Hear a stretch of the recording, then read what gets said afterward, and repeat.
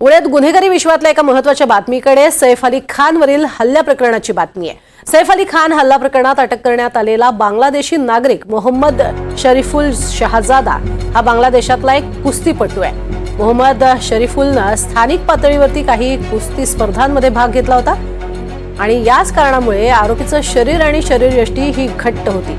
जेव्हा तो सैफची मोलकरीण लिमावरती हल्ला करत होता तेव्हा सैफनं आरोपीची कंबर घट्ट धरली आणि त्यानंतर या आरोपीनं कुस्तीच्या चालींनी सैफला नियंत्रित केलं।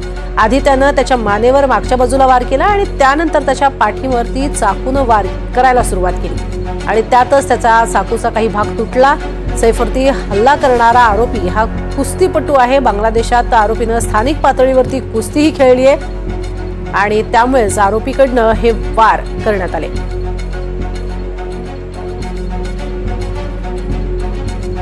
ग्राफिक्सच्या माध्यमातून पाहूया आरोपीनं पोलिसांना काय जबाब दिलाय। आरोपी मूळचा बांगलादेशातील झलोकाठी या जिल्ह्यातला आहे। तर मोहम्मद शहजाद स्वतः कुस्तीपटू आहे। शहजादनं यापूर्वी राष्ट्रीय पातळीवरती कुस्ती स्पर्धा खेळल्यात। तर वजन कमी असलेल्या गटात शहजाद हा कुस्ती खेळायचा। बेरोजगारीमुळे कोर्टात आल्याचा शहजादकडनं उल्लेख आलाय।